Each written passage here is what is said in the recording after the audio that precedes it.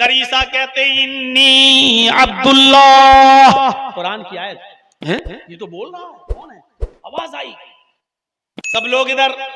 और ईसा क्या कह रहे हैं? छोटे से बच्चे क्या कह रहे हैं? इन्नी अब्दुल्लाह, मैं अल्लाह का बंदा हूं। इन्नी अब्दुल्लाह, मैं अल्लाह का बंदा हूं। अतानियल किताब वजालनी नबियन वजालनी मुबारकन ऐनमा कुन्तु व औसानी बिस्सलाति वज़्ज़काति मा दुमतु हय्या। कुरान की आयत पर रश करो। छोटा सा बच्चा बोलकर जवाब दे रहा है, इन्नी अब्दुल्लाह, मैं अल्लाह का बंदा हूं। इंसान कोशिशें करता है और उसके अंजाम को अल्लाह के सुपुर्द कर देता है।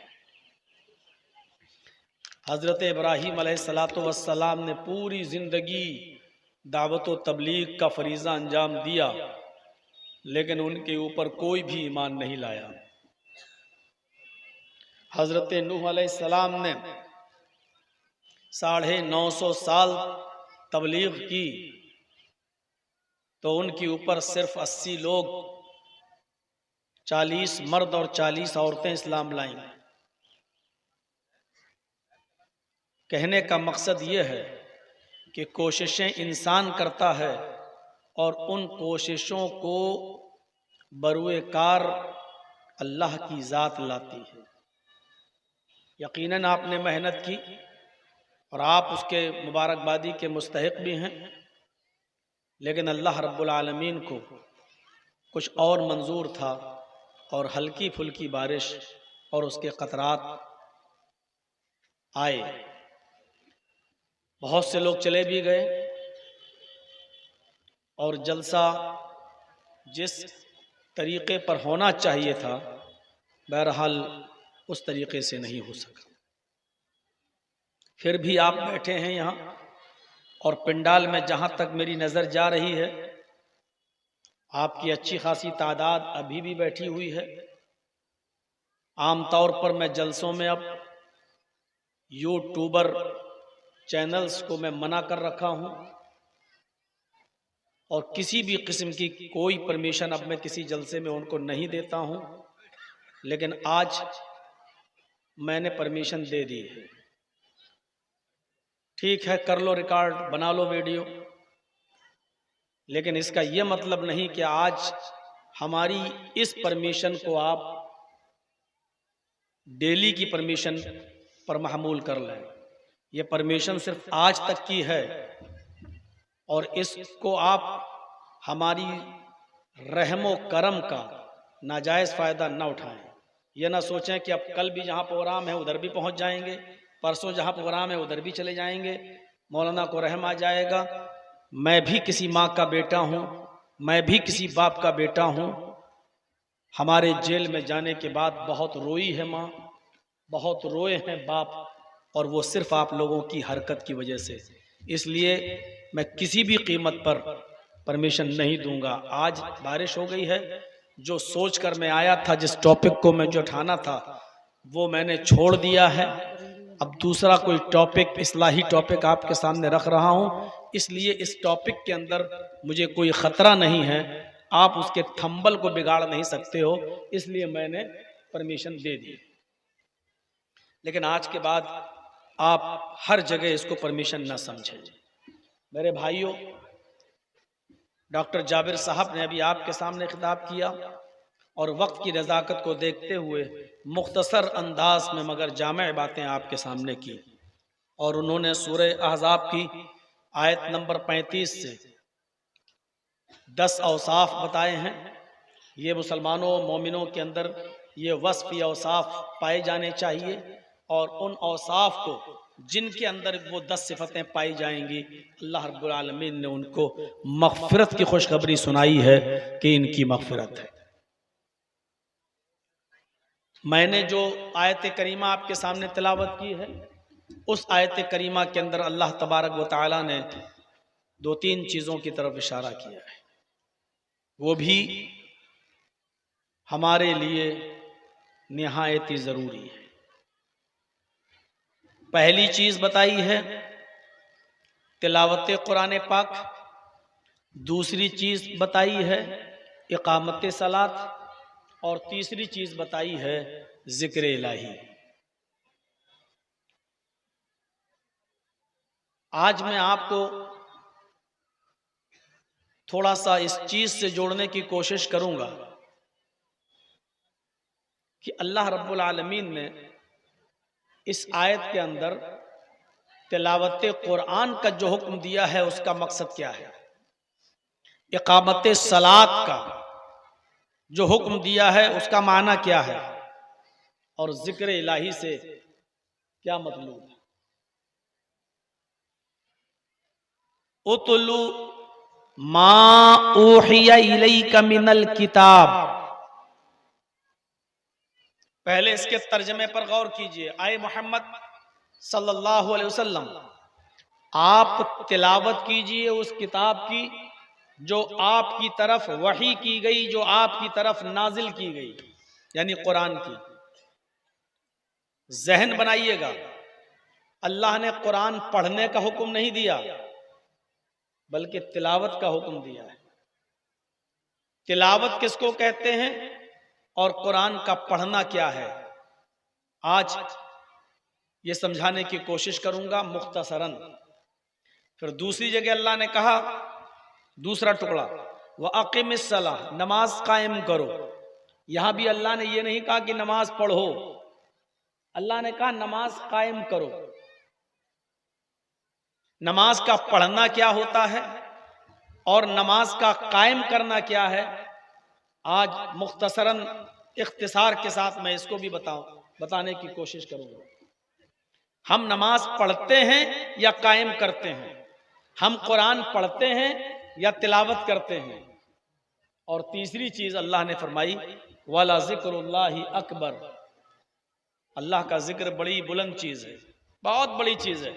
यानी उठते बैठते चलते फिरते खाते पीते अल्लाह का जिक्र करते रहो। जिक्र इलाही क्या है, वाला जिक्रुल्लाहि अकबर, अल्लाह का जिक्र बहुत बड़ी चीज है। वल्लाहु यअलमु मा तस्नऊन, और दुनिया में जो तुम करते हो अल्लाह उनको जानता है।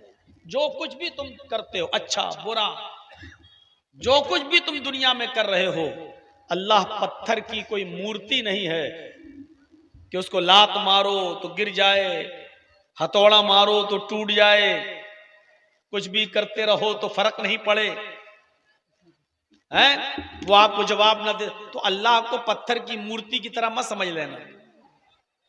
वल्लाहु यअलमु मा तस्नऊन, तुम जो कुछ भी इस धरती पर करते हो अल्लाह उससे वाकिफ है, अल्लाह उससे बाखबर है।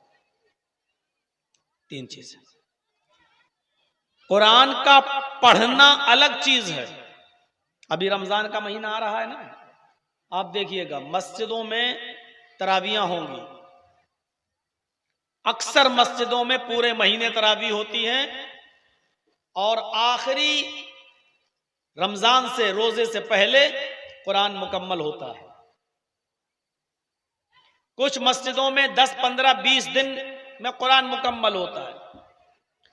और बहुत से लोगों को, जो ऑफिस वाले होते हैं, जो ड्यूटी वाले होते हैं, जो सर्विस वाले होते हैं, जिनको पूरे महीने मस्जिद में नहीं आना है, तो वो किसी किराए के ठेकेदार को, किसी किराए के टट्टू को, किसी हाफिज को एक दिन के लिए बुक कर लेते हैं और इशा की नमाज के बाद उससे कहते हैं तुम्हें तरावी पढ़ाना है और सुबह सहरी से पहले पहले पूरा कुरान पढ़ लेना है और हम तुम्हारे पीछे आज की रात जाग लेंगे, कुरान सुन लेंगे और उसके बाद पूरे महीने हमें भी छुट्टी मिल जाएगी और तुम्हें भी छुट्टी मिल जाएगी। और वो बेचारा हाफिज जो किराए पर बुक होकर आता है, वो फिर कुरान पढ़ना शुरू करता है। अल्लाहु अकबर।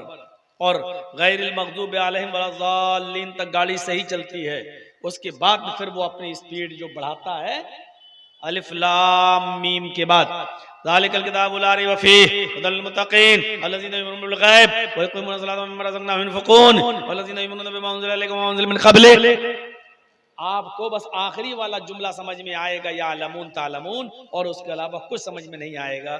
यह है कुरान का पढ़ना।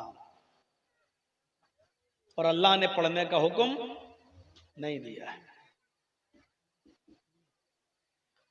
एक नया मकान बनाया, कुछ लोगों को बुला लिया, साहब हमने नया मकान बनाया है, ये नई दुकान खोली है, एक पारा तुम पढ़ दो, एक पारा तुम पढ़ दो, एक पारा तुम पढ़ दो, एक पारा तुम पढ़ दो। सबके हाथ में एक एक पारा पकड़ा दिया और सबने 30 पारे पढ़ दिए, हो गई घर में बरकत। अब जिंदगी भर उसमें शैतान नहीं आएगा। चाहे उसमें कितना भी टीवी चलाओ और तुम्हारी बीवी चाहे कितना भी ड्रामे और नौटंकी देखती रहे, सास भी कभी बहू थी, अलिफ बाबा 40 चोर, कुछ भी सुनती रहे, अब उसमें शैतान नहीं आएगा, क्योंकि आपने किराए के ठेकेदारों को बुलाकर एक दिन कुरान पढ़वा लिया है। यह है कुरान पढ़ना। कोई आदमी मर गया, उसके मरने के बाद चंद लोगों को बिठा के एक एक पारा पकड़वा दो और पूरा कुरान जब हो जाए तो बख्श दो मरने वाले को। अब मरने वाला सीधा जन्नत में चला जाएगा, चाहे उसने दुनिया में जितनी भी शराब पी हो, जुआ खेला हो, चोरी की हो, जिना किया हो, बेईमानी की हो। इन बच्चों पर तो कंट्रोल करो, अब तो ज्यादा भीड़ नहीं रह गई है। इन रजाकार लोगों, इनसे कहो कि ये तो जाए, शोर न करो।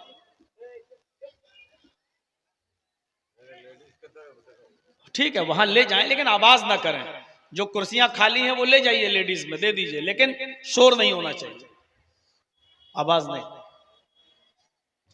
तो वो अब सीधे जन्नत में चला जाएगा।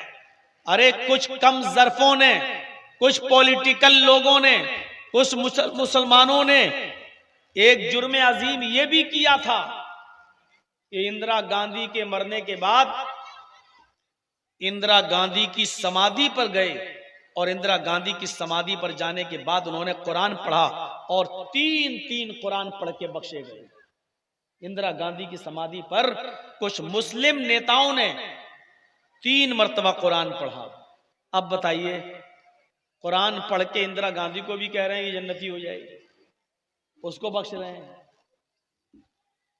ये जमीर फरोश मुसलमानों की कमी नहीं रही है, इसको कहते हैं कुरान का पढ़ना। और अल्लाह ने कुरान पढ़ने का हुक्म नहीं दिया है। हुक्म किसका दिया है सुनिए, तिलावत का। ओ तो लोमा ओहिया इलैका मिनल किताब, आए नबी आप उस किताब की तिलावत कीजिए जो आपकी तरफ उतारी गई, जो आपकी तरफ वही की गई। अल्लाह ने वही की गई यानी उसकी, यानी कुरान की तिलावत का हुक्म दिया है। और अहले इल्म जानते हैं, उलमा जानते हैं तिलावत किसको कहते हैं। तिलावत का मतलब क्या है? तिलावत ये मसदर है और तला यतुल्लू तलवन व तिलावतन, तला यतुल्लू बाबे नसरा से आता है। तला यतुल्लू का माना अरबी जबान में होता है पीछे पीछे चलना। अरबी जबान में तला यतलू का माना होता पीछे पीछे चलना, और उसी से मुश्तक तिलावत, यानी कुरान की तिलावत करो का मतलब यह है कि कुरान के पीछे पीछे चलो। एक आयत पढ़ ली, अब इस पर अमल करो, यह है पीछे पीछे चलना। दूसरी आयत पढ़ी, उसके पीछे यानी अमल करो। तीसरी आयत पढ़ी, उस पर अमल करो। चौथी आयत पढ़ी, उस पर अमल करो। कुरान को समझो ज्यादा और पीछे पीछे चलो। और जो बच्चा अपनी मां के पीछे पीछे चलता है वो खतरनाक जानवरों और दरिंदों चरिंद से महफूज रहता है। आप देख लीजिए, जंगल में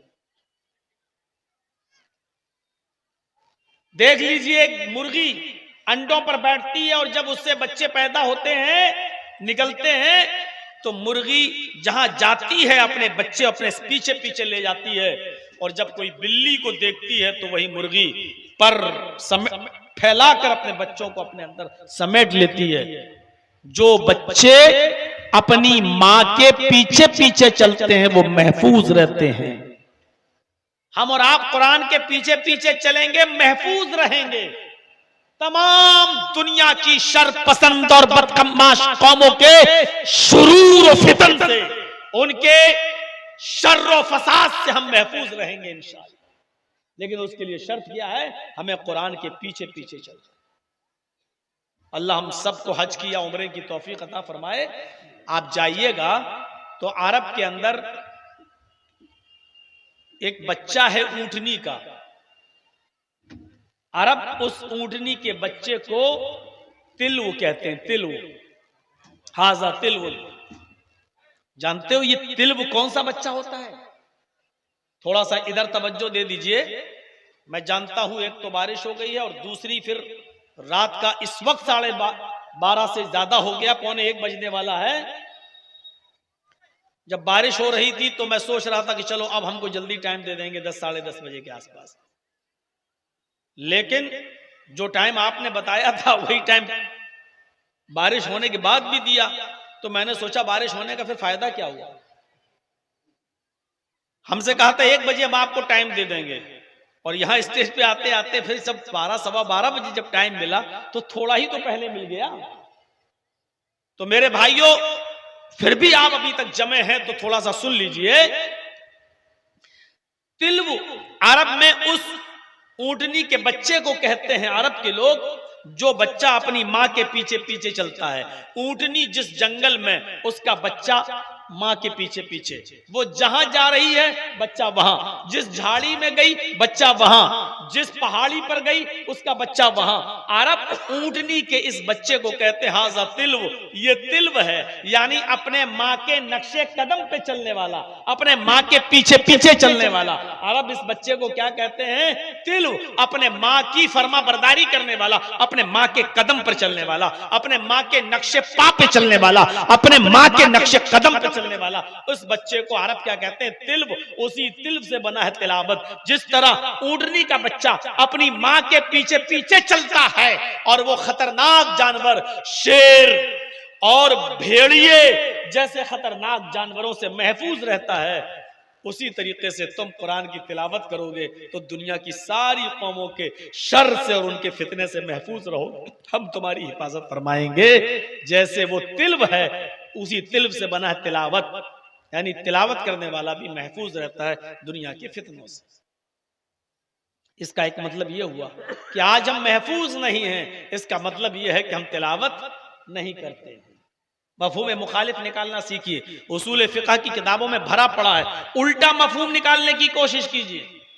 अल्लाह ने कहा तिलावत करो, ऊंटनी का बच्चा अपनी मां के पीछे पीछे चलता है तो खतरनाक जानवरों से महफूज रहता है।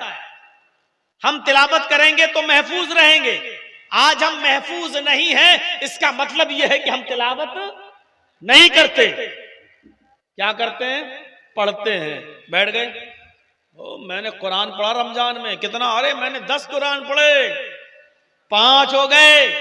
अरे आज मेरी बेटी का 5वां कुरान चल रहा है, 6ठा चल रहा है, 8वां चल रहा है। हम 1 महीने रमजान में 4 कुरान पढ़ते हैं, 5 कुरान पढ़ते हैं। अरे मेरे भाई, अल्लाह ने पढ़ने के लिए नहीं कहा है, अल्लाह ने तिलावत के लिए कहा है। तिलावत करो,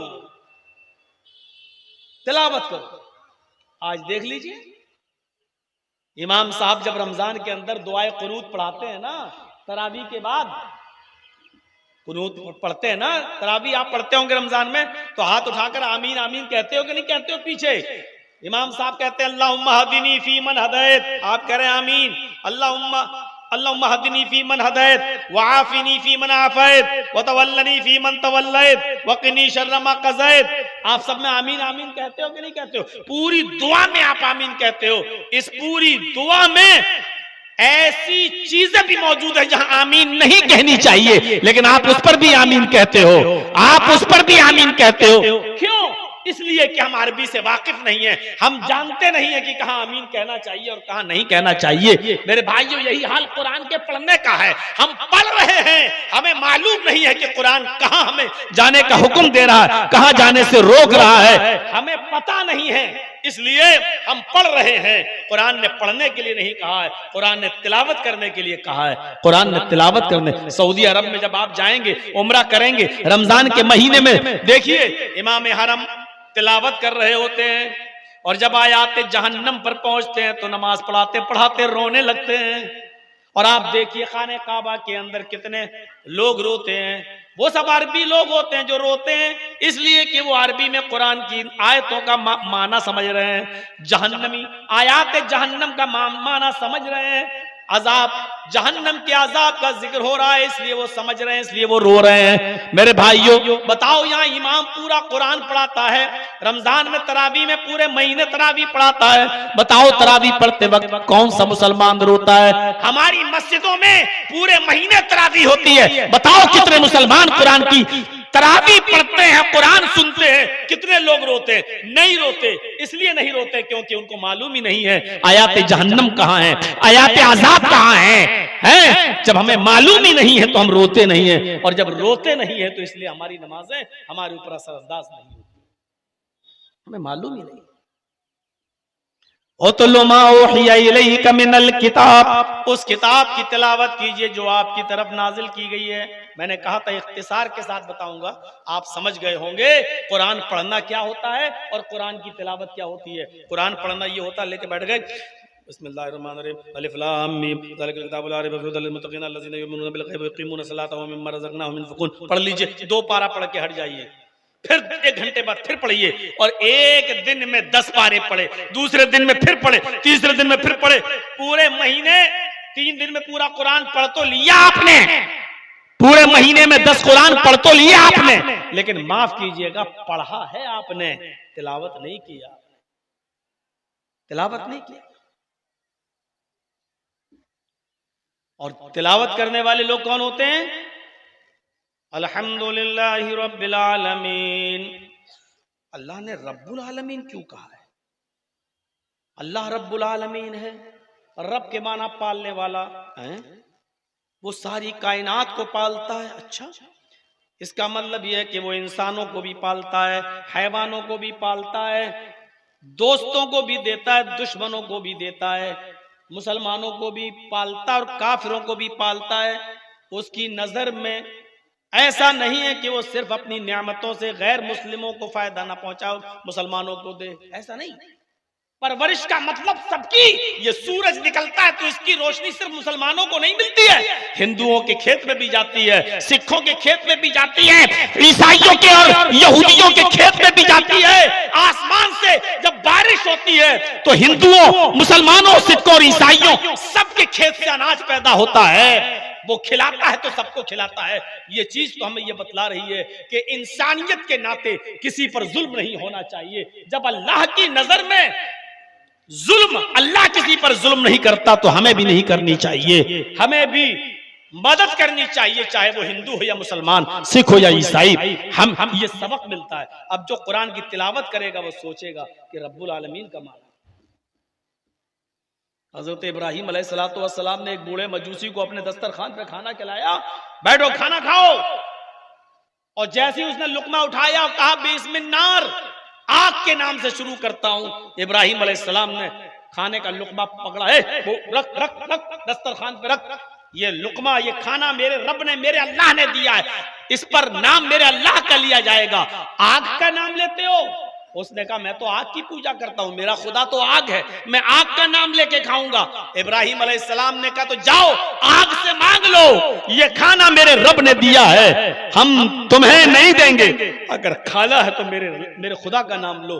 छोड़ दिया, बूढ़ा चला गया। अल्लाह ने आसमान से जिब्राइल को भेज दिया, जिब्राइल को जाओ उस बूढ़े को पकड़ के लाओ। जिब्राइल अलैहिस्सलाम ने हुक्म दिया, अल्लाह ने कहा उस बूढ़े को खिलाओ खाना। उस बूढ़े को पकड़ के लाए इब्राहिम, कहा बाबा खा लो। उसने कहा ये क्या हुआ? कुछ नहीं, खाना खा लो। उसने कहा आग का नाम लूंगा। अरे जिसका नाम लेना चाहो ले लो। अचानक बदल कैसे गए हो? अरे इब्राहिम अचानक कैसे चेंजिंग आ गई? अभी तो मुझे भगा दिया, अब कह रहे हो कि जिसका नाम लेना चाहो ले लो, लेकिन खाना खा लो। फरमाया ए बुजुर्ग, ए मजूसी, ए बूढ़े, जब तू यहां से गया तो मेरे रब ने मुझे जिब्राइल को भेजकर बताया उस बूढ़े की उम्र 90 साल है, अय इब्राहिम, 90 साल में उस बूढ़े ने कभी मेरा नाम नहीं लिया। अय इब्राहिम, 90 साल तक उस बूढ़े ने कभी मेरा नाम नहीं लिया, लेकिन मैं फिर भी उसको खिलाता रहा, फिर भी उसको पिलाता रहा, फिर भी उसको देता रहा। जब मैं उसको खिलाता और पिलाता रहा, जब मुझे बुरा नहीं लगा, आज वो तुम्हारे दस्तरखान से भूखा उठ गया, मुझे बुरा लगा। खिलाने वाला मैं, पिलाने वाला मैं, जब मुझे एतराज नहीं तो तुम्हें क्यों एतराज है? जाओ उस बूढ़े को पकड़ के लाओ, वो बूढ़ा किसी का भी नाम ले खाने दो। मेरी रहमत को ये गवारा नहीं कि कोई बूढ़ा, कोई भूखा दस्तरखान से उठ जाए। मेरे प्यारे साथियों, रब्बुल आलमीन का माना समझ में आता है कि देखिए, उस बूढ़े ने कहा अच्छा इतना मेहरबान है तुम्हारा रब, तो कहा इब्राहिम मेरा रिश्ता भी उस रब से जोड़ दो, उसके बाद खाना खाऊंगा। तो मेरे प्यारे साथियों, जो कुरान की तिलावत करेगा वो समझेगा अल्लाह ने रब्बुल आलमीन क्यों कहा और रहमान रहीम क्यों कहा। रहमान का मतलब भी बहुत रहम करने वाला और रहीम का मतलब भी बहुत रहम करने वाला। जब रहमान कह दिया था तो फिर रहीम कहने की जरूरत क्या थी? जब रहमान का माना बहुत रहम करने वाला तो हो गई थी बात। जब रहमान का मतलब बहुत रहम करने वाला तो रहीम फिर क्यों पेश किया? और रहीम का मतलब भी बहुत रहम करने वाला, क्या तर्जमा करोगे? और रहमान रहीम, जो बड़ा ही रहम करने वाला, बहुत ही बड़ा मेहरबान है। दोनों का माना तो एक है, तो जब रहमान कह दिया तो रहीम की जरूरत क्या है? सोचोगे, इसी को कहते हैं तिलावत, यानी कुरान के पीछे पीछे चलो। रहमान में और रहीम में क्या फर्क है? रहमान किस रहमत को कहते हैं और रहीम किस रहमत को कहते हैं? मेरे प्यारे साथियों, ये तमाम चीजें सोचने की हैं। इसलिए कुरान को पढ़ने से निकलिए और कुरान की तिलावत की तरफ आइए। अपने घरों में तिलावत कीजिए, अपने बेटों से भी करवाइए, बेटियों से भी करवाइए, बीवी से भी करवाइए, बच्चों को भी कुरान की तिलावत का हुक्म दीजिए। हम तो ऑफिस में जा रहे हैं, किसी कठमुल्ला ने कह दिया है तुम्हारे घर में जादू का असर है, 40 दिन सूरह बकरा पढ़ी जाएगी। अब ना हम पढ़ रहे हैं, ना हमारी बीवी पढ़ रही है, ना बेटी ना बेटा। अब हमने मस्जिद के हाफिज जी को बुला लिया, हाफिज जी रोजाना जोहर के बाद आया करना और हमारे घर में सूरह बकरा की तिलावत करना, 40 दिन सूरह बकरा की तिलावत करो। हम 40 दिन के बाद इंशाअल्लाह तुम्हें मेहनत मजदूरी और तुम्हारी मेहनत का हम जरूर इंशाअल्लाह सिला देंगे, तुम्हें हम नवाजेंगे तुम्हें इनाम से। और हम मस्जिद के हाफिज जी को बुला के पढ़वा रहे, तेरे घर में सब मर गए थे पढ़ने वाले।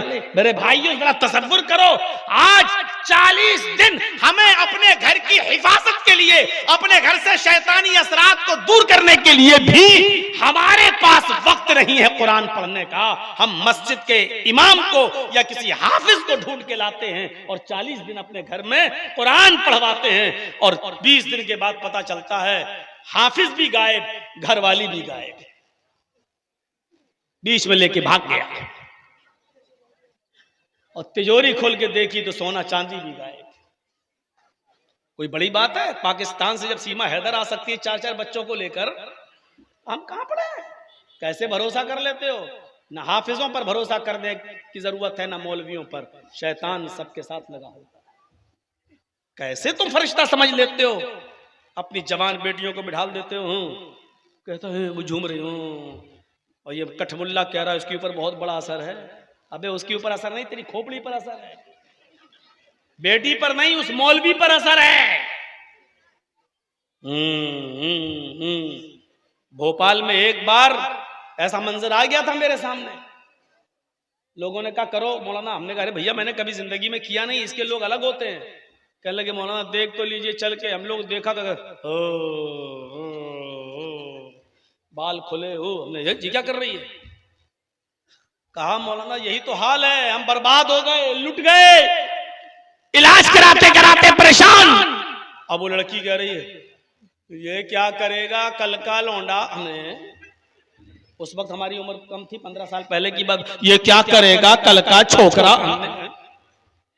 और हकीकत में हम कुछ करना जानते वानते नहीं थे। हमने कहा भैया बाहर निकले, हमने उसके बाप से कहा किसी और को ढूंढो, हमारे बस की बात नहीं, हम चल रहे। अरे मौलाना कुछ, हमने कहा सुनो तुम्हारी बेटी को कुछ नहीं हुआ, लड़की के सामने हमने कहा।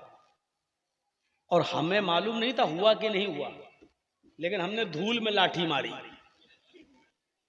उसकी लड़की के सामने मैंने कहा कि तुम्हारी बेटी को, उसकी लड़की के सामने नहीं कहा, अलग कहा। मैंने कहा सुनो, तुम्हारी लड़की को कुछ नहीं हुआ है, मुझे तो नौटंकी लग रही। क्या है? बर्बाद हो गए, बोला था इलाज कराते आप नौटंकी कह रहे हो। हमने कहा सुनो, हमें ऐसा लगता कहीं प्यार व्यार का चक्कर है। तुम्हारी लड़की किसी स्कूल में जाती है? कहा। हमने कहा बस। बोला क्यों? हमने कहा वहां किसी लड़के से प्यार है इसको। इतनी जोर से हंसने की जरूरत नहीं है भाई। वहां किसी लड़के से प्यार है इसको, और उसकी शादी आप लोग उसके साथ होने नहीं दे रहे हैं, क्योंकि या तो मजहब का मामला होगा या बिरादरी का कोई मसला होगा, कोई मैटर है, और आप लोग होने नहीं दे रहे हैं, इसलिए ये नौटंकी कर रहे। अक्सर लड़कियां यही करती हैं। जो लोग अपने बेटियों से, बेटों की बात नहीं कर रहा हूं, अपनी लड़कियों से परेशान हैं, तो जरा मौलाना जर्जीस की बात भी मानकर देख लेना। मैं आपको सही बतला रहा हूं। ये अक्सर प्यार मोहब्बत का, मौलवी आपको बेवकूफ बनाएगा। मौलवी क्या कहेगा मालूम है? जिन्नात का असर है। क्यों? अरे खूबसूरत लड़कियों पर जिन्नात आते हैं, जिन्नात उनसे शादी करना चाहते हैं। अबे मौलवी, तेरी खोपड़ी में क्या भैंस का गोबर भरा है? सिर्फ मुसलमानों की लड़कियां ही खूबसूरत हैं? ये ताजमहल घूमने के लिए जितनी अंग्रेज औरतें आती हैं, स्कर्ट पहनते हुए, बाल खुले हुए, लिपस्टिक लगाए हुए, और फिल्मी दुनिया में जितनी हीरोइनें हैं, इनके ऊपर तो कभी कोई जिन्नात नहीं आया है। सिर्फ ये सारी खूबसूरती मुसलमान लड़कियों के ऊपर है। हमें बेवकूफ समझते हो? ऐसे मौलवी बेचारे जिस स्कूल से पढ़ते हैं ना, हम उस स्कूल के हेडमास्टर रह चुके हैं। ये हमें बेवकूफ बना, तो खूबसूरत है इसलिए इनके ऊपर जिन्नात आ जाते हैं। खूबसूरत लड़कियां सिर्फ मुसलमानों के घरों में, गैर मुस्लिमों के घरों में नहीं है, अंग्रेजों में नहीं है। ये घूमने आती है दिल्ली, बंबई का ताज होटल, आगरे का ताजमहल, दिल्ली का कुतुब मीनार है, दिल्ली का लाल किला, ये सब जो घूमने आ रही हैं, इन औरतों के ऊपर तो हमने कभी नहीं देखा कोई जिन्नात हो। हमारी लड़कियां ही लगता है जन्नत से उतारी हुई हूर हैं, इसलिए आ जाते हैं। तो हमने उस लड़की के सामने कहा चलो अभी देखो, तजर्बा करके देखता हूं, हो सकता है देखें।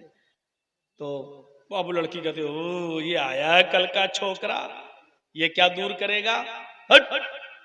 हमने कहा अरे इसके ऊपर तो बहुत बड़ा वाला है। देखिए अब हमने उसके सामने नौटंकी की। मैंने कहा अरे ये तो बहुत बड़ा खतरनाक है। हमने कहा तेल लाओ, 1 किलो सरसों का तेल मंगाया, कढ़ाई पे रखा, उस लड़की के सामने स्टोव जलवाया। पहले स्टोव चलते थे, गैस चूल्हे तो अब आए हैं। स्टोव जलवाया और कढ़ाई में तेल जब खौलने लगा, उबलने लगा, फेना देने लगा, तब मैंने लड़की के भाइयों से कहा कि अपनी बहन के हाथ पैर पकड़ो। क्यों पकड़ो? कस के उन लोगों ने पकड़ा और मैंने वो खौलता हुआ तेल कटोरी में लेकर चिमटे से पकड़ के मैंने कहा इसका चेहरा इधर लाओ, इसके कान में ये डालूंगा खौलता हुआ तेल। बोले क्यों? मैंने कहा वो शैतान जो इसके अंदर घुसा हुआ है, जो जिन्नात, वो कान के रास्ते से ही बाहर निकलेगा। जब कान में डालेंगे तो इस कान से या नाक से या आंख से बाहर निकलेगा। ये तेल खौलता हुआ कान में डाला जाना जरूर, पकड़ो जल्दी ठंडा हो जाएगा। खौलता हुआ तेल जो मैं लेके आगे बढ़ा, और जब उस लड़की ने देख लिया बचने का कोई रास्ता नहीं, तो कहती है हट, हमें कुछ नहीं हुआ। हट हट हट, कैसा मौलवी हमारे कान फाड़ने आ गया, हमारी जिंदगी बर्बाद करना चाहता। अरे हमें कुछ नहीं हुआ है। मैंने कहा सच बताइए कब से ये हरकत कर रही है? तब उसने कहा 2 साल से। और बात वही निकली, एक क्रिश्चियन लड़का था, एक ईसाई लड़का था जिससे वो प्यार करती थी। उसने कहा मेरे बाप वहां शादी नहीं होने दे रहे, इसलिए हमने ये ड्रामा करना शुरू किया ताकि ये मान जाए। नौटंकियां अपने घरों से शुरू हो रही हैं। हम समझते हैं नहीं, बहुत भरोसा है हमें अपने घर की बेटियों पर। मैं ये नहीं कहता हूं कि नहीं होता है, मैं मना नहीं कर रहा हूं, लेकिन 95% नौटंकी और ड्रामेबाजी और 5% होता भी है तो अल्लाह के रसूल ने उसका इलाज बताया है। सूरह फातिहा पढ़िए, सूरह बकरा का पहला और आखिरी रुकू पढ़िए, आयतल कुर्सी पढ़िए, चारों कुल पढ़िए, मुअव्वज़तैन खास तौर पर पढ़िए, दम करिए है, आपने उसका इलाज भी बताया है, आपने उसका तरीका भी बताया है। और अफसोस कि हमारे पास एक माहिर हकीम है, एक माहिर डॉक्टर है, एक एक्सपर्ट हकीम है, एक एक्सपर्ट डॉक्टर है, वो हमें इलाज बतला रहा है जादू और टोने का, लेकिन आज हम इन कठमुल्लाओं के पीछे पड़े हुए हैं। लौबान जलाओ, अगरबत्ती जलाओ, लाल काला धागे से नापते हैं ऊपर से नीचे तक, थोड़ी देर के बाद वो धागा छोटा हो जाता है, फिर नापा, फिर वो बड़ा हो गया, तो देखो इसके ऊपर जादू का असर है। ये हमारे सामने जरा डोरा नाप के देखो, हम बताते हैं कि कैसे छोटा होता है और कैसे बड़ा होता है। और मुझे उन लोगों ने बताया जो ये सब करते थे और जिन्होंने तौबा कर ली, जिन्होंने तौबा कर ली और कहा कि अब हम ये गलत काम नहीं करेंगे। उन्होंने बताया मौलाना ये डोरा छोटा कैसे होता है और बड़ा कैसे होता है, उन्होंने बताया। तो मेरे प्यारे साथियों, जिस घर में कुरान की तिलावत हो, दिन भर में 24 घंटे में 100 मर्तबा ये दुआ पढ़ते रहिए, ला इलाहा इल्लल्लाहु वहदहु ला शरीका लह लहुल मुल्क व लहुल हम्द व हुवा अला कुल्लि शैइन कदीर। अल्लाह के नबी सल्लल्लाहु अलैहि वसल्लम फरमाते हैं, जो शख्स दिन भर में 100 मर्तबा ये वजीफा पढ़ेगा, ला इलाहा इल्लल्लाह वहदहु ला शरीका लह लहुल मुल्कु व लहुल हम्द व हुवा अला कुल्लि शैइन कदीर, उस शख्स को कभी जादू और टोने का असर नहीं होगा, उसके ऊपर कभी जादू का असर नहीं होगा, कभी शैतान उसके ऊपर गालिब नहीं आ सकता है। पढ़िए, हम आपको दुआएं बतला रहे हैं और आप भरोसा करते हैं कठमुल्लाओं के ऊपर। अब 100 मर्तबा पढ़ना है, अब आप उसको चाहे जैसा बना लो, हर नमाज के बाद 200 मर्तबा पढ़ना शुरू कर दो, 5 नमाजों में हो गया। 100 मर्तबा पढ़ना, 20 हर नमाज के बाद 20 मर्तबा पढ़ना शुरू कर दीजिए, 5 नमाजों में 100 मर्तबा हो गया। या फजर के बाद बैठ जाइए मस्जिद में और 100 मर्तबा एक ही बार में पढ़ लीजिए और उसके बाद में आप मस्जिद से बाहर निकल आइए, हो गया 100 मर्तबा।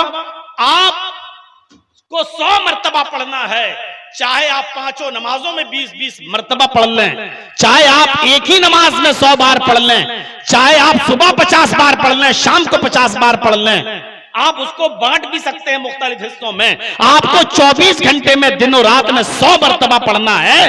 आप अपनी सहूलत के एतबार से सोच लें और पढ़ लें, आपके ऊपर शैतानी असर, जादू और टोने का असर नहीं हो सकता है। मेरे भाइयों, ये अल्लाह के नबी सल्लल्लाहु अलैहि वसल्लम ने बताया है। पढ़िए बुखारी किताबुल जिक्र व दाअवात। मेरे भाइयों, आपको बुखारी के अंदर ये रिवायत मिल जाएगी। अल्लाह के रसूल हमें दुआएं बतला रहे हैं और हम कठमुल्लाओं के पीछे भाग रहे हैं। दूसरों को ताबीज देता है, उसको खुद नहीं मालूम कि मेरी बेटी किसके साथ भागने वाली है। कोई लड़का जाए, साहब मौलाना साहब ताबीज दे दीजिएगा, क्या हुआ? फलां की बेटी से प्यार है लेकिन वो हमें घास नहीं डालती। इमाम साहब ताबीज भी दे देते हैं और कहते थे काले कपड़े में लपेट लेना और उस लड़की के सामने आ जाना, मचल जाएगी, भागते हुए तेरे पास आ जाएगी। एक ने कहा, मौलाना साहब आपकी बेटी से प्यार है। जो चीज तू अपने लिए पसंद नहीं करता है वो दूसरों को फिर ताबीज बना के क्यों दे रहा है? अगर ये काम जायज होता तो तूने अपनी बेटी का नाम सुनते ही उसको भगा क्यों दिया? और अगर अपनी बेटी के लिए पसंद नहीं करता तो फिर दूसरी बेटी को भागने का, मचलने का और उसको बेकाबू होने का ताबीज तू क्यों देता? दूसरों की बेटी बेटी नहीं, तेरी बेटी बेटी है? दूसरों का कुत्ता कुत्ता, मेरा कुत्ता टॉमी। समझ में नहीं आता मेरे भाइयों, ये कहां से ये सब चीजें निकली हैं? अगर ये दीन का काम है तो तुझे क्यों बुरा लगा अपनी बेटी का नाम सुनकर? और अगर ये दीन का काम नहीं है तभी तो तुझे बुरा लगा, तो तू दूसरों के लिए कैसे दे रहा है? आप इसको इमाम कहेंगे, आप इसको मौलवी कहेंगे? इसीलिए मैंने कहा है ये सब नौटंकी करते हैं और ड्रामेबाजी। मिनल किताब, आए नबी उस किताब की तिलावत कीजिए जो आपकी तरफ वही की गई, जो आपकी तरफ उतारी गई, जो आपकी तरफ नाजिल की गई। तिलावत कीजिए। अब आप समझ गए होंगे तिलावत किसको कहते हैं और ये भी समझ गए होंगे कि कुरान का पढ़ना क्या है। हमें अल्लाह से दुआ करना चाहिए कि अल्लाह हम सबको कुरान की तिलावत करने की तौफीक अता फरमाए। आइए दूसरी तरफ चलते हैं। व अक़ीमिस सलाह,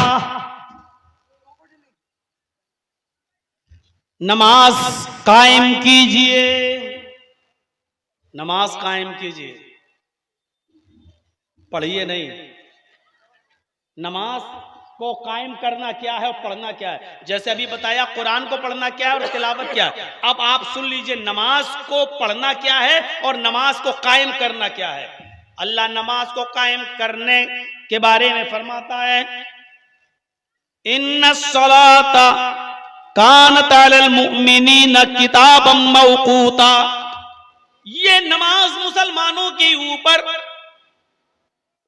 अपने वक्त के ऊपर फर्ज की गई है, अपने वक्त पर फर्ज की गई है। जोहर की नमाज फर्ज नहीं है, जोहर की नमाज को उसके वक्त पर पढ़ना फर्ज है। समझ रहे हैं ना आप? अब थोड़ी सी तवज्जो दीजिएगा मेरी तरफ। फजर की नमाज पढ़ना फर्ज नहीं है, फजर की नमाज को उसके वक्त पर पढ़ना फर्ज है। असर की नमाज पढ़ना फर्ज नहीं है। अगर असर की नमाज पढ़ना फर्ज होती तो अभी कितने बज रहे हैं? रात का 1 बज रहा है। अल्लाह मैं कल असर की नमाज की नियत अभी कर रहा हूं और कल की असर में अभी पढ़ रहा हूं। अल्लाहु अकबर। असर की नमाज पढ़ना फर्ज नहीं है, असर की नमाज को उसके वक्त पर पढ़ना फर्ज है। मगरिब की नमाज पढ़ना फर्ज नहीं है, मगरिब की नमाज उसके वक्त पर पढ़ना फर्ज है। इशा की नमाज फर्ज नहीं है, इशा की नमाज को उसके वक्त पर पढ़ना फर्ज है। हाँ, सफर में हैं अगर आप, तो अल्लाह के रसूल ने हमें इजाजत दी है, हम जोहर और असर दोनों को एक साथ पढ़ सकते हैं। चाहे तो जोहर में ही असर मिला लीजिए, या असर के टाइम पर जोहर असर दोनों पढ़ लीजिए, या जोहर को बेहतर और अफजल है जोहर को थोड़ा लेट कर दें और असर को थोड़ा पहले कर लें और दोनों को मिलाकर आप पढ़ लें। आपको शरीयत इजाजत देती है, लेकिन 2 नमाजें जोहर असर एक साथ पढ़ सकते हैं, मगरिब और इशा एक साथ पढ़ सकते हैं। मगरिब और इशा, यही कंडीशन मगरिब और इशा में भी है। मगरिब में ही इशा पढ़ लें, या इशा में मगरिब और इशा दोनों पढ़ लें, या मगरिब को थोड़ा ताखीर कर दें और इशा को थोड़ा पहले कर लें और दोनों नमाजों को मिलाकर पढ़ लें। जब आप सफर में हो तब, या बारिश हो रही हो और रुकने का नाम न लेती हो और खदशा है कि ये बारिश मगरिब के टाइम हो रही है, इशा तक बंद नहीं होगी, तो आप मगरिब ही में मस्जिद में इशा भी जमात के साथ पढ़ सकते हैं। कोई मुमानित नहीं और जवाज की दलीलें मौजूद हैं, इसमें कोई शक की बात नहीं है। लेकिन 2 ही नमाज हैं, जोहर असर एक साथ, मगरिब और इशा एक साथ। अब आप चाहें असर और मगरिब एक साथ पढ़ लें तो नहीं पढ़ सकते हैं, आप चाहें इशा और फजर एक साथ पढ़ लें तो नहीं पढ़ सकते हैं, आप चाहें कि फजर और जोहर एक साथ पढ़ लें तो नहीं पढ़ सकते हैं। इतना याद रखिएगा, फजर और जोहर एक साथ नहीं होगी, असर और मगरिब एक साथ नहीं होगी। समझ रहे हैं ना आप? सिर्फ जोहर और असर एक साथ, मगरिब और इशा एक साथ, इशा और फजर एक साथ नहीं, फजर और जोहर एक साथ नहीं, असर और मगरिब एक साथ नहीं, जोहर और असर एक साथ, मगरिब और इशा एक साथ। सिर्फ सफर में या मजबूरी में इजाजत दी है, इसके अलावा कोई रास्ता नहीं है। अब सुनिए पढ़ना क्या है। इशा की अजान हो रही है या मगरिब की अजान हो रही है, आवाज हमारे कानों में जा रही है, अल्लाहु अकबर अल्लाहु अकबर। हमें मालूम है कि मगरिब के बाद फौरन जमात खड़ी हो जाएगी, लेकिन यहां इंडिया और ऑस्ट्रेलिया का मैच आ रहा है। सुनिए, 2 ओवर 3 ओवर बाकी रह गए हैं। हमने सोचा चलो यार, मैच तो रोज रोज नहीं आता है, मगरिब बाद में पढ़ लेंगे। अब आप उस 2 ओवर को पूरा देखने के लिए रुक जाते हैं, अजान की आवाज सुनने के बाद भी, ये जानते हुए भी कि 2 ओवर जब तक खत्म होंगे हमारी जमात निकल जाएगी। इसके बाद जानबूझकर आप नमाज छोड़ रहे हैं, और पूरा ओवर देखने के बाद अब आप मस्जिद में जाते हैं, जमात खत्म हो चुकी है, वुजू बनाते हैं और आप नमाज पढ़ रहे हैं। ये है नमाज पढ़ना। आपने नमाज कायम नहीं की है, आपने नमाज पढ़ी है। आपके ऊपर मगरिब की नमाज पढ़ना फर्ज नहीं था, मगरिब की नमाज को उसके वक्त पर पढ़ना फर्ज था। आपने वक्त पर नमाज नहीं पढ़ी, आपने वक्त निकल जाने के बाद जानबूझकर वक्त निकाल देने के बाद आपने नमाज पढ़ी है। ये नमाज पढ़ना तो हो गया, लेकिन नमाज कायम करना नहीं हुआ। समझ गए? हम कुरान लेके बैठ गए और एक ही दिन में पूरा कुरान पढ़ लिया। हमने कुरान पढ़ तो लिया, लेकिन कुरान की तिलावत नहीं हुई। हमने नमाज पढ़ तो ली, लेकिन ये नमाज पढ़ना हुआ, नमाज का कायम करना नहीं। शिया लोग नमाज पढ़ते ही तो हैं, नमाज कायम नहीं करते हैं। क्या करते हैं वो शिया हज़रात? 5 वक्त की नमाज एक ही टाइम में पढ़ लेते हैं, खड़े अल्लाह, बल्कि वो एक हफ्ते की भी इकट्ठी पढ़ लेते हैं। 1 हफ्ते तक छुट्टी मिल जाएगी। और उनके यहाँ सुन्नतें नहीं है। मेरे बहुत करीबी दोस्त है, मैं लखनऊ में रहता हूँ इस वक्त, और लखनऊ शियों का गढ़ है। मेरे 5-6 लोग, 5-6 साथी बहुत दोस्त हैं लखनऊ में, शिया हज़रात। कभी कभी उनके साथ चाय वाय भी पीना होता है। रहते हैं तो जाहिर बात है कि उनसे दुश्मनी तो नहीं रखी जा सकती है, पड़ोस पे है, चाय भी पीते। उनके यहाँ सुन्नतें नहीं है, वो हमें बताते हैं। हम लोग सुन्नतें कहाँ पढ़ते हैं? हमारे यहाँ फजर भी 2 रकात है, जोहर भी 2 है, असर भी 2 है, मगरिब भी 2 है, सब पढ़ते 5 टाइम की, लेकिन सारी नमाज वो 2-2 रकात पढ़ते हैं। और इतनी बड़ी गिट्टी पर, जिसको वो सिदका बोलते हैं, सिदका, उस पर सर रखते हैं, यानी मिट्टी का वो होता है, और करबला की वो मिट्टी होती है, उस मिट्टी का इतना बड़ा टोकन सा बना होता है, जिसको सिदका बोलते हैं, उसको वो जमीन पर रखकर उस पर सजदा करते हैं। वो कहते हैं कि इस जमीन पर हमारा सजदा नहीं होगा, करबला की मिट्टी पर हमारा सजदा होगा। तो वो करबला की मिट्टी से सिदका बनता है और उस पर वो सजदा करते हैं। तो वो कहते हैं 2 रकात, हमारे यहाँ सुन्नतें नहीं है। तो वो क्या करते हैं? 2 जोहर, 2 असर, 2 मगरिब, 2 इशा, 2 फजर पढ़ना ही है उनको। तो वो क्या करते हैं? 10 रकात हो गई, 5 वक्त की नमाज में 10 रकात, तो 10-10 करके वो 50 पढ़ लेते हैं। बोले 5 दिन की हमने पढ़ ली। कभी 70 पढ़ लेते हैं, बोलते 1 हफ्ते की हमने पढ़ ली। और कभी कभी वो खाली हैं तो 1-1 महीने की भी एडवांस पढ़ लेते हैं। इसको बोलते हैं नमाज पढ़ना। ये नमाज पढ़ना है, नमाज का कायम करना नहीं है। और यहां अल्लाह ताला कहता नमाज कायम करो। फजर की नमाज को उसके वक्त पर पढ़ना है। कभी आंख लग गई, कोई बात नहीं, जब आंख खोले तब पढ़ लो, जब आंख खोले तब पढ़ लो। लेकिन कभी रोजाना का ये मामूल नहीं बनाया जा सकता है। अगर रोजाना आप सूरज निकलने के बाद फजर की नमाज पढ़ते हैं तो आप नमाज पढ़ रहे हैं, नमाज कायम नहीं कर रहे हैं। और इस नमाज के पढ़ने पर अल्लाह सवाब देगा या नहीं, वो अल्लाह बेहतर जाने। नमाज रोजाना पढ़ने की आदत डालोगे तो अल्लाह ताला उस नमाज के पढ़ने पर हमारी नमाज भी कबूल करेगा या नहीं, अल्लाह बेहतर जाने। अल्लाह ने हुक्म तो दिया नमाज कायम करने का, नमाज कायम करो, उसके वक्त पर पढ़ो। हजरत अनस रज़ी अल्लाह ताला अन्हु, जिन्होंने लंबी उम्र पाई, अबू बकर का जमाना भी पाया, उमर का जमाना भी पाया, उस्मान का जमाना भी पाया, अली का जमाना भी पाया, उमर इब्ने अब्दुल अजीज के दौर में ये जिंदा हैं। और उमर इब्ने अब्दुल अजीज जब नमाज पढ़ाते थे तो ये उनके पीछे नमाज पढ़ने चले जाते थे। लेकिन कभी कभी उस मस्जिद में ये पहले नमाज पढ़ लिया करते थे। हजरत अनस पहले नमाज पढ़ के चले आया करते थे। लोगों ने शिकायत की, अमीरुल मोमिनीन अनस कभी तो आपके पीछे नमाज पढ़ते हैं और कभी पहले पढ़ के चले जाते हैं, आपके पीछे नहीं पढ़ते। ये हमें लगता है कोई फितना खड़ा करना चाहते हैं, पहले नमाज पढ़ के चले जाते हैं, आपके पीछे नहीं पढ़ते। बुलाया गया हजरत अनस को, क्या तुम जमात में इंतशार पैदा करना चाहते हो? क्या तुम जमात में इख्तिलाफ डालना चाहते हो? क्या तुम जमात में लड़ाई और झगड़ा करना चाहते हो? क्या तुम अपनी कौम को 2 हिस्सों में बांटना चाहते हो? कहा मैंने क्या किया? कहा सुना है, कभी कभी तो तुम मेरे पीछे नमाज पढ़ लेते हो और ज्यादातर तुम पहले नमाज पढ़ के चले जाते हो और मेरे पीछे नमाज नहीं पढ़ते। हजरत अनस कहते हैं बिल्कुल सही कहा है आपने। आए खलीफतुल मोमिनीन, कभी मैं आपके पीछे नमाज पढ़ लेता हूं और अक्सर दिनों में मैं पहले नमाज पढ़ के चला जाता हूं, आपके पीछे नमाज नहीं पढ़ता। पूछा क्यों? उसी की तो वजाहत चाहिए मुझे, उसी को तो क्लियर करो। तो फरमाया कि जब मैं देखता हूं कि आज आप नमाज पढ़ाने जल्दी आ गए और मैं देखता हूं कि ज़ुहर सुन्नत के मुताबिक, असर सुन्नत के मुताबिक, इशा और फजर सुन्नत के मुताबिक, यानी जो टाइम है उस टाइम पर आप पढ़ाते हैं, तो मैं आपके पीछे नमाज पढ़ लेता हूं।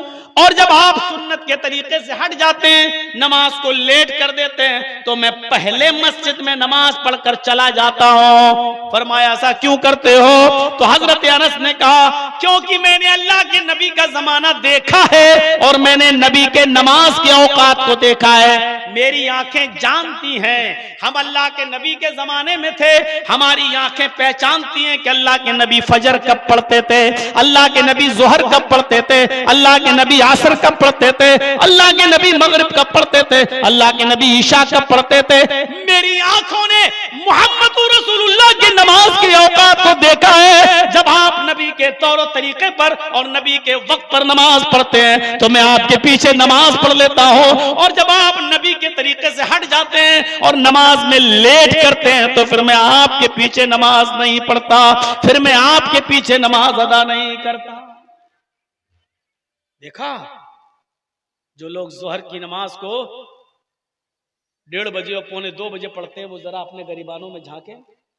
जो असर की अजान टाइम हो रहा है 2:30 बजे और जो 4 बजे पढ़ते हैं, वो लोग जरा सोचें। हजरत अनस ने कहा, मुस्नद अहमद की रिवायत तक खोल कर देख लो, 6ठी जिल्द में कहा जब आप नबी के टाइम पर नमाज पढ़ते हैं तो मैं आपके पीछे पढ़ लेता हूं, और जब आप लेट करते हैं तो मैं पहले पढ़ के चला जाता हूं, क्योंकि मेरी आंखों ने नबी की नमाज के औकात को देखा है, मेरी आंखें नबी की नमाज के टाइम को पहचानती हैं। नमाज पढ़ना नहीं बताया है अल्लाह ताला ने, नमाज को टाइम पर पढ़ना बताया है। और पूछा अल्लाह के रसूल से सहाबा ने, अय्यु ज़म्बि अफ़ज़लु या रसूल अल्लाह, अय अल्लाह के नबी सबसे अच्छा और अफजल अमल कौन सा है? तो अल्लाह के नबी फरमाते हैं अस्सलातु लिवक्तिहा, नमाज को उसके वक्त पर पढ़ना सबसे अच्छा अमल है। नमाज को उसके वक्त पर पढ़िए। नमाज वक्त पर फर्ज की गई है, यह है नमाज का कायम करना। जन्नत के अर्श के साये में कौन होगा? सबातु युज़िल्लुहुमुल्लाहु फी ज़िल्लिही यौमा ला ज़िल्ला इल्ला ज़िल्लुहु, इमामुन आदिल व शाबुन नशअ फी इबादतिल्लाह व रजुलुन क़ल्बुहु मुअल्लक़ुन फिल मसाजिद। 7 आदमी जो अर्श के साये में होंगे कयामत के दिन, और अल्लाह के अर्श के साये के अलावा कोई साया ना होगा। उनमें अल्लाह के नबी फरमाते हैं पहला इंसान कौन होगा? इमामुन आदिल, अदलो इंसाफ करने वाला अमीर, अदलो इंसाफ करने वाला हाकिम, जो अपनी आवाम अपनी रियाया के साथ अदलो इंसाफ करता होगा। अदलो इंसाफ करने वाला बाप जो अपनी तमाम औलादों के दरमियान अदलो इंसाफ करता होगा। ये नहीं चलेगा मेरे बड़े बेटे ने ज्यादा खिदमत की तो बड़े बेटे को ज्यादा जमीन दे दो, मेरे छोटे बेटे ने कम खिदमत की मुझे पूछता नहीं तो इसको कम हिस्सा दे दो, जिसने मेरी ज्यादा खातिर मदारात की उसको हम ज्यादा दे दें, और जिसने कम की उसको हम कम कर दें। जहां अदलो इंसाफ का पड़ना खराब हुआ, जहां अदलो इंसाफ में कमी हुई, इस बाप की नमाजें इसके मुंह पे मार दी जाएंगी। और कयामत के दिन अल्लाह अपना हक माफ कर सकता है, लेकिन बंदे का हक मारोगे तो अल्लाह माफ नहीं करेगा। ये याद रखना, ये याद रखना। ये नहीं चलेगा कि कौन ज्यादा, बाप देखता कि देखें बुढ़ापे में मेरी कौन ज्यादा खिदमत करता है, और जो ज्यादा खिदमत किया उसको उसमें खुश हो गया और उसको ज्यादा दे दिया। ये नहीं चलेगा। मेरी बेटी की शादी में 10 लाख खर्च हो गया, इसको जमीन की क्या जरूरत है? 10 लाख खर्च कर तो दिया, 10 लाख नहीं 10 करोड़ का भी जहेज दे दोगे अपनी बेटी को, तब भी वो तुम्हारे मरने के बाद तुम्हारी वरासत में हकदार होगी, उसका हक कोई मार नहीं सकता।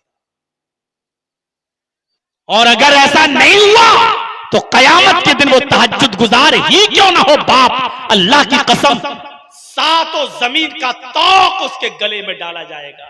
अरे 2 किलो का बांट अभी गले में डाल दो तो गर्दन ऊपर नहीं होगी, 7 जमीन का तौक कैसे उठाओगे? एक बालिश भी अगर किसी ने जमीन किसी की मारी, ये कितनी है? ये एक बालिश, ये यहां से लेके यहां तक, इतनी जमीन भी अगर किसी ने किसी की नाजायज मारी, अल्लाह के रसूल फरमाते हैं 7 जमीनों का तौक उसके गले में डाला जाए। 5 किलो का बाण उठा नहीं पाओगे, अभी गर्दन में डाल दो तो ऐसे हो जाएगी, वो ऐसे नहीं होगी। ये जमीनों का बोझ कैसे उठाओगे? सोचो। 7 ये, और होंगे ऐसे बहुत से लोग, किसी ने अपने भाई का हक मारा होगा, कोई अपनी बहनों का हक मारे बैठा होगा। ऐसे भी मां बाप होंगे जिन्होंने एक औलाद को ज्यादा दे दी होगी, एक को कम दे दी होगी। ऐसे भी होंगे जिन्होंने अपनी बेटियों को कुछ नहीं दिया होगा। शादी करा दो, क्या होगा? ये नमाज का टीका देकर धोखा मत खा जाया करो, बहुत बड़ा अल्लाह वाला है। किसी की लंबी दाढ़ी देखकर धोखा मत खा जाया करो, ये बहुत बड़ा अल्लाह वाला है।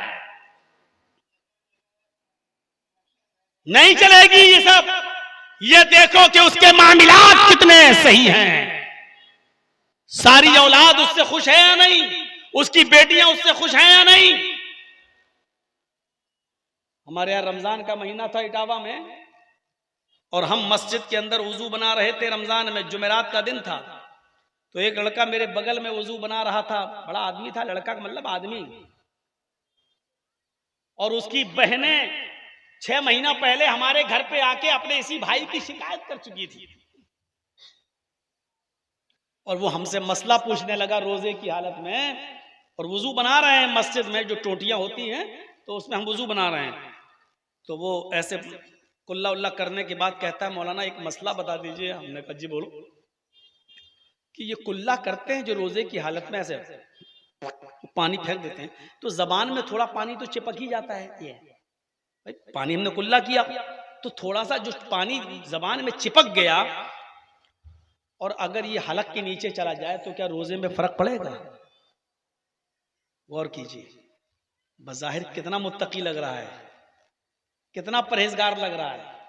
रोजे में हमने कुल्ला की, और कुल्ला करेंगे ही, कोई वजू बनाएंगे तो कुल्ला करेंगे नहीं। अब जाहिर है कि कुल्ला जब करेंगे तो कोई आदमी ऐसे तो नहीं करेगा ना,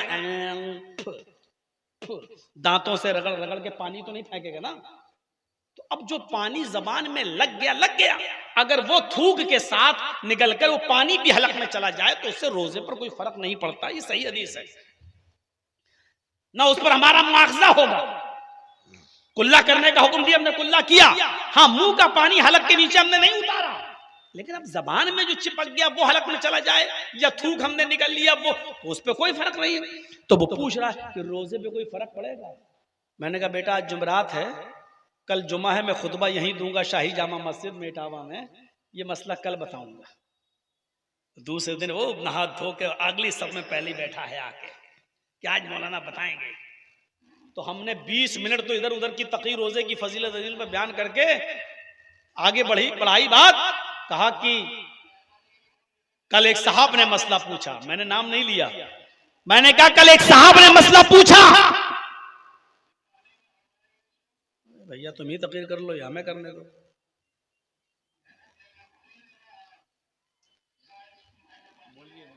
ऐसे नहीं होता है, वो छोड़िए। अरे भाई साहब आप लोग ऐसी हरकत मत कीजिए, अपने मोबाइल को बंद कर लीजिए, मौलाना की तकरीर आराम से सुनिए। आप मोबाइल नहीं, वो उधर अनाउंसमेंट हो रहा है वहां। तो मैंने उसको कहा कि कल एक साहब ने मसला पूछा, मसला अच्छा पूछा। मैंने कहा उसने पूछा कि हलक जो जबान में पानी चिपक जाता है, अगर वो हलक के अंदर चला जाए तो उस पर रोजा टूटता है या नहीं? रोजे पे कोई फर्क तो नहीं पड़ता है। मैंने कहा सुनो,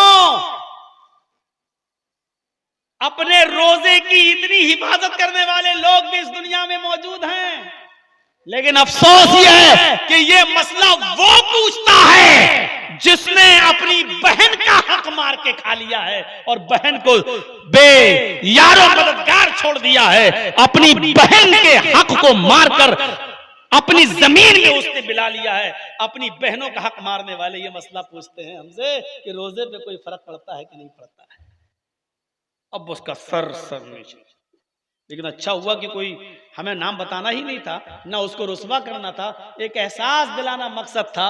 अल्लाह का हक तो अदा कर रहे हो, लेकिन बंदों के हक मार रहे हो। अल्लाह अपना हक तो माफ कर सकता है, लेकिन बंदों का हक मारोगे तो अल्लाह माफ नहीं करेगा। अब लोग इटावा में मौलाना यार किसके बारे में कहा है, 2-4 आदमी मैं समझ रहा हूं तीर किसको लगा? मैंने कहा समझ रहे हो तो पूछ क्यों रहे हो? ऐसे ऐसे लोग हैं। जैसे कभी कभी वो लोग जो कूफा में जिन्होंने हजरत हुसैन को शहीद किया था, कत्ल किया था, इमाम हरम से मसला पूछते थे वो, क्या अगर हालत हराम में एक मक्खी या मच्छर में मार दूं तो क्या हमारा हज या उम्रा बेकार हो जाएगा? क्या हम गुनाहगार हो जाएंगे? तो हजरत इमाम हरम उसका फतवे का जवाब देते थे, जिन्होंने हजरत हुसैन को कत्ल कर डाला, जानबूझकर हजरत हुसैन को शहीद कर दिया, उनको कत्ल कर दिया। हजरत हुसैन के कातिल आज एक मक्खी या मच्छर के मारने के बारे में मसला पूछते हैं कि अगर हालत हराम में मच्छर मार दूं तो क्या मेरे हज पर कोई असर पड़ेगा? हालत हराम में आज वही हाल है मेरे भाइयों। पूरा का पूरा गुड़ खा जाएं और फिर पूछे कि गुलगुले हलाल है कि हराम है। ये कौम का हाल है जो पूरा का पूरा गधा खा जाएं फिर पूछे कि गधे के पैर हलाल है कि नहीं है। जो पूरा का पूरा सुअर खा जाएं और फिर पूछे कि सुअर का सर हलाल है कि हराम है। ये वो कौम, हम फिर वहीं पर आना चाहते हैं मेरे भाइयों कि अल्लाह अपना हक माफ कर सकता है, लेकिन अपनी औलाद का या अल्लाह के बंदों का हक मारोगे तो अल्लाह माफ नहीं करेगा। नमाज कायम कीजिए, और नमाज कोई जुल्म नहीं है। दुनिया में जितने भी नबी, जितने भी पैगंबर इस दुनिया में आए, अल्लाह रब्बुल आलमीन ने हर एक नबी पर नमाज फर्ज की थी। कोई एक नबी बता दो जो इस दुनिया में आया और उस पर नमाज फर्ज नहीं। हमारे ऊपर भी नमाज फर्ज है। हजरत ज़करिया अलैहिस्सलाम के बारे में कुरान कहता है, वनादतहुल मलाइकतु वहुवा काइमुन युसल्ली फिल महराब। फरिश्तों को हमने भेजा कि जाओ ज़करिया के पास, और जब फरिश्ते जमीन पर आए उन्होंने ज़करिया को पुकारा। फनादतहुल मलाइकतु, फरिश्तों ने हजरत ज़करिया को पुकारा तो हजरत ज़करिया ने कोई जवाब नहीं दिया। क्यों नहीं दिया? वहुवा काइमुन युसल्ली फिल महराब, इसलिए कि वो महराब में खड़े थे और नमाज पढ़ रहे थे। देखिए ज़करिया अलैहिस्सलाम के बारे में कुरान कह रहा है, फरिश्ते पुकार रहे हैं ज़करिया ज़करिया, और ज़करिया कोई जवाब नहीं दे रहे। क्यों? वहुवा काइमुन युसल्ली फिल महराब, इसलिए कि वो महराब में नमाज का पढ़ रहे थे। इस हाल में थे कि वो नमाज कायम किए हुए थे, नमाज पढ़ रहे थे, और नमाज की हालत में बोला नहीं जाता। तो नमाज हजरत ज़करिया पर भी फर्ज थी। हजरत लुकमान अलैहिस्सलातु वस्सलाम अपने बेटे से कहा करते थे, या बुनैया अक़िमिस्सलाह, ऐ मेरे बेटे नमाज कायम करो, ऐ मेरे बेटे नमाज पढ़ो, ऐ मेरे बेटे नमाज कायम करो। देखो लुकमान अलैहिस्सलाम ने भी नमाज कायम करने का हुक्म दिया। हजरत मरियम जिनकी पाक दामनी का ऐलान अल्लाह ने किया, अल्लाह ताला हजरत मरियम से भी कह रहा है, या मरियम कुनुती लिरब्बिक वसजुदी वरकई मअर राकीन, आए मरियम अपने रब के लिए नरम हो जा, अपने रब के लिए संजीदा हो जा। या मरियम कुनुती लिरब्बिक, आए मरियम अपने रब के लिए संजीदा हो जा, अपने रब के लिए झुक जा, अपने रब के लिए नरम हो जा। वसजुदी, और अपने रब को सजदा कर, वरकई मअर राकीन, और रुकू करने वालों के साथ रुकू कर। आए मरियम अपने रब के सामने सजदा कर और रुकू करने वालों के साथ रुकू कर। यानी आए मरियम नमाज पढ़ो। गौर करो, ये नमाज मरियम अलैहिस्सलाम पर भी फर्ज थी। अल्लाह ने हजरत मरियम को भी हुक्म दिया नमाज पढ़ो। ये नमाज हजरत इब्राहिम अलैहिस्सलाम पर भी फर्ज थी।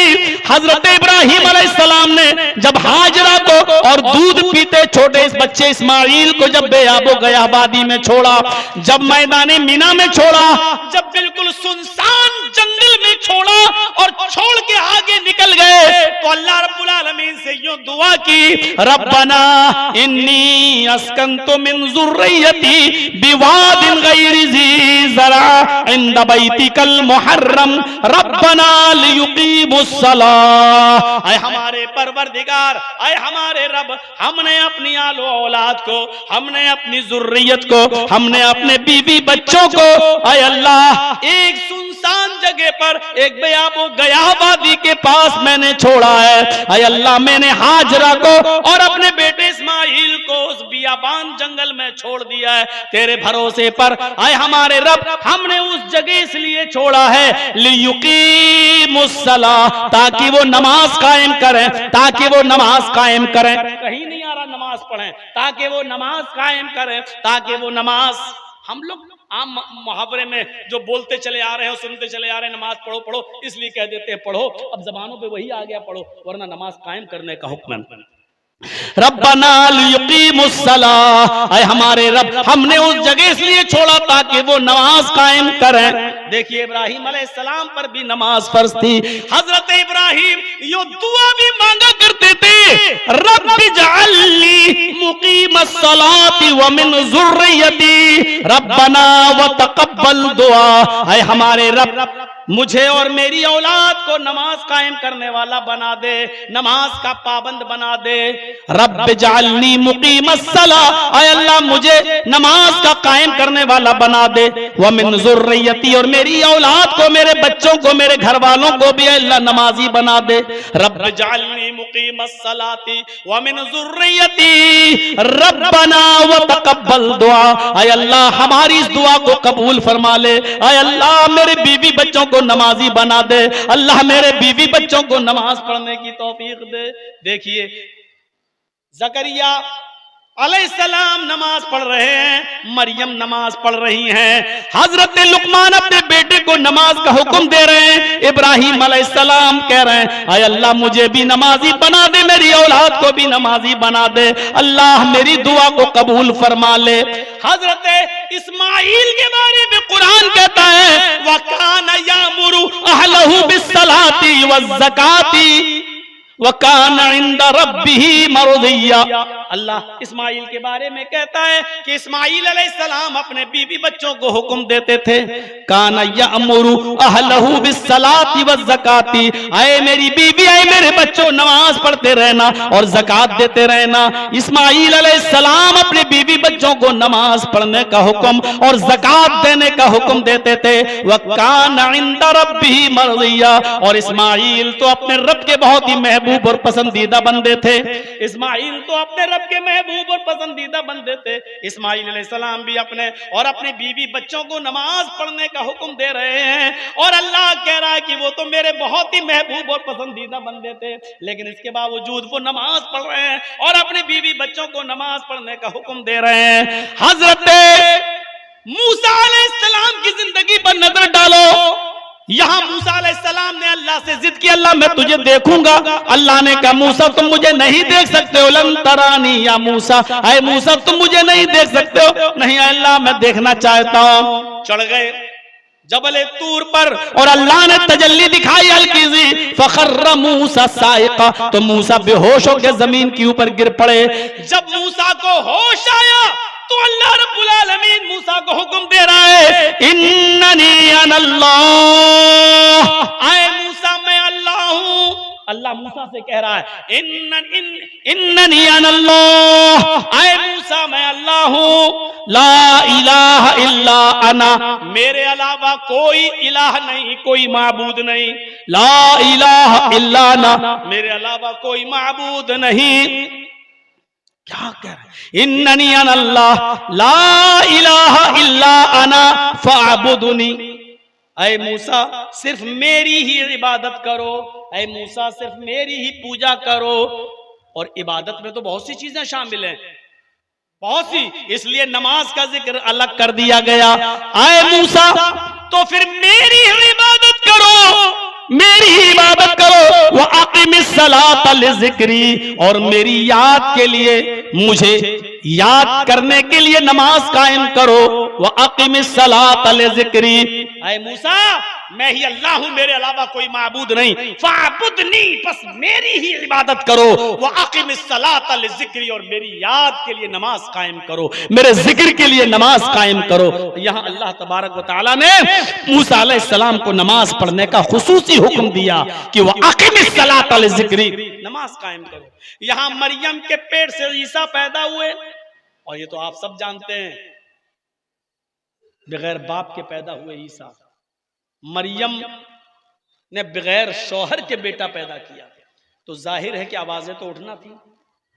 जो चीज कभी ना हो, वो नमाजी औरत मेहराब में अल्लाह की इबादत करने वाली, अपने घर के कोने में मुसल्ला पकड़ कर इबादत में रहने वाली औरत शादी से पहले मां बन जाती है। लोगों ने कहा वाह, 900 चूहे खा के बिल्ली चली हज को, इबादत करने के मामले में देखो हर वक्त मुसल्ला बिछाती है, और हाल यह है कि उसने बगैर शादी के बेटा पैदा किया, यानी नाजायज बच्चा। हजरत मरियम खामोश हैं, हर चीज का जवाब नहीं होता है, सीखो कुछ, हर चीज का जवाब नहीं दिया जाता है, बहुत सी चीजों का जवाब खामोशी भी होता है। हजरत मरियम खामोश है, कुछ नहीं बोल रही हैं। जब पानी हद से ज्यादा चढ़ गया और लोग आए और कहने लगे मरियम तुम्हें साफ साफ बताओ ये बात क्या है, लोग क्या क्या अफवाहें उड़ा रहे हैं, क्या क्या अफवाहें फैला रहे हैं। तो हजरत मरियम ने इशारा किया, मुझसे क्या पूछते हो, ये बेटा किसका है, इसका बाप कौन है, मुझसे क्या पूछते हो, जाओ उसी बच्चे से पूछ लो। और ईसा अलैहिस्सलाम तो अभी दूध पीते बच्चे हैं, पालने में झूल रहे हैं, उम्र ही क्या है, पैदा हुए या कचोके लगे, अभी उम्र है ही क्या, पालने में झूल रहे हैं, गहवारे में पड़े हुए हैं झूले में। तो क्या कहते हो हंसते हुए लोग, अरे मरियम किसके पास भेज रही है, बच्चे के पास, ये क्या बोले। हजरत मरियम कहती तुम मुझसे क्यों कह रहे हो, इस बच्चे से पूछ लो ना, तुम पूछना चाहते हो कि मेरे ये बच्चा जो पैदा हुआ किसका है ना, यही ना जानना चाहते हो, तुम मुझसे क्यों पूछ रहे हो, इस बच्चे से पूछ लो। तो लोगों ने कहा कैफ़ नुकल्लिमु मन कान फिल महदी सबिया, कुरान के अल्फाज देखिए, कैफ़ नुकल्लिमु मन कान फिल महदी सबिया, इस बच्चे से क्या पूछूं, अरे मरियम इस बच्चे से क्या पूछूं जो बोलना नहीं जानता है, जो अभी बच्चा है और पालने में झूल रहा है, गहवारे में पड़ा हुआ है, इस बच्चे से क्या बोलूं, जो क्या जवाब देगा, ये कल का लड़का, ये बेचारा क्या बोलेगा, इससे क्या पूछूं, तू बता। उधर ईसा सुन रहे हैं, छोटे से हैं, बच्चे हैं, दूध पीते बच्चे हैं, सुन रहे हैं, कौम के लोगों की बातें सुन रहे हैं। और जब कहा ये क्या बोलेगा, ये तो बच्चा है अभी पालने में झूल रहा है, ये क्या बोलेगा, तो इस ईसा बोल पड़े, छोटा सा बच्चा बोल पड़ा। कुरान क्या कहता है, कुरान की आयतें सुन लो, आज की तरह कुरान की आयतों से और हदीसों से भरी हुई तकरीर मेरे भाइयों शायद आम जलसों में इस तरीके की नहीं होती है, ऐसी नहीं होती है। आज पूरी की पूरी तकरीर मुदल्लल सिर्फ किताबों सुन्नत पर मबनी है, जो मैंने आपके सामने पेश की है, वरना और तकरीरों में कभी इधर की, कभी वो वेदों की बातें, कभी उधर की बातें, कभी ये लोगों की फरमाइश पर, कभी मंत्र मंत्र, ये सब चलते हैं। लेकिन आज खालिस कुरान और हदीस पर मबनी ये तकरीर हमने आपके सामने रखी है। शायद समझ लो कि बारिश हो गई थी, उसकी वजह से ये मौजू मेरे जहन में आया कि चलो इसी पर बोला जाए। तो छोटा सा बच्चा बोल पड़ा, क्या कहा उस बच्चे ने, जब उन लोगों ने कहा कि ये क्या बोलेगा, ये तो झूले में पड़ा है, बच्चा है, क्या बोलेगा। इधर ईसा कहते इन्नी अब्दुल्लाह, कुरान की आयत है, ये तो बोल रहा है, कौन है, आवाज आई, सब लोग इधर, और ईसा क्या कह रहे हैं, छोटे से बच्चे क्या कह रहे हैं, इन्नी अब्दुल्लाह, मैं अल्लाह का बंदा हूं, इन्नी अब्दुल्लाह, मैं अल्लाह का बंदा हूं, अतानियल किताब वजालनी नबिय्यन वजालनी मुबारकन ऐनमा कुन्तु व औसानी बिस्सलाती वज़्ज़काती मा दुमतु हय्या। कुरान की आयत पर रश करो, छोटा सा बच्चा बोलकर जवाब दे रहा है, इन्नी अब्दुल्लाह, मैं अल्लाह का बंदा हूं, मेरी माँ पर तोहमत लगाते हो, मेरे माँ पर इल्जाम लगा रहे हो, उस तरफ नहीं गए। सिर्फ मेरी आवाज, मेरे मुंह में जो जबान है, जो बोल रहा हूं, वो अल्लाह ने जो दी हमें, उसी से अंदाजा लगा लो। और सुनो, मेरी माँ ने कोई गलत काम नहीं किया, अल्लाह ने मुझे अपनी कुदरत कामिला से पैदा किया है। मेरा कोई बाप नहीं है, जो कुछ भी है मरियम मेरी माँ है, और अल्लाह ने मुझे अपने हुक्म से पैदा किया है। इन्नी अब्दुल्लाह, मैं अल्लाह का बंदा हूं।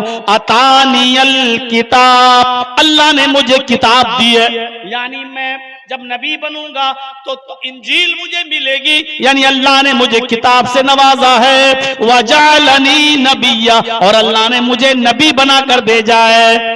आए लोगों, एक ही आयत में कितनी बातें। लोगों, मैं अल्लाह का बंदा हूं। अतानियल किताब, अल्लाह ने मुझे इंजील से नवाजा, तो किताब दी है, यानी अल्लाह की तरफ से मुझे किताब मिलेगी। वजालनी नबियन, और अल्लाह ने मुझे नबी बनाकर भेजा है। वजालनी मुबारकन ऐनमा कुन्तु, और मैं जहां रहूंगा अल्लाह ने मेरे जरिए बरकत रखी है, मुझे मुबारक बनाया है, यानी मेरे जरिए हर जगह बरकत होगी। मैं जहां जाऊंगा वहां बरकत ही बरकत मेरे पीछा करेगी। मुझे अल्लाह ने बरकतों से नवाजा है, मैं जहां भी रहूंगा।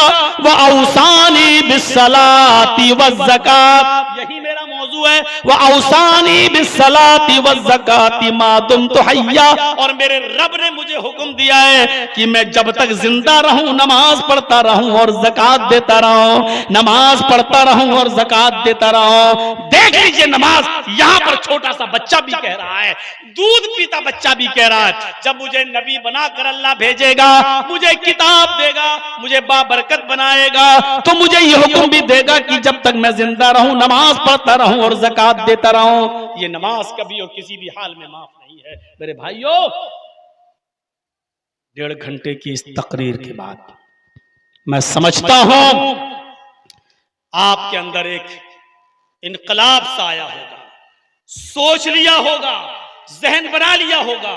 और सुन लीजिए यहां उठने से पहले कि अगर इस तकरीर के बाद भी सुबह अगर हमारी मस्जिदें खाली रहीं तो समझ लीजिएगा इस जलसे का कोई असर नहीं पड़ा, और अगर मस्जिदें भरी रही और आपने नमाज की पाबंदी कर ली तो समझ लीजिएगा कि जलसे के असरात हमारी जिंदगी पर मुरतब हो रहे हैं।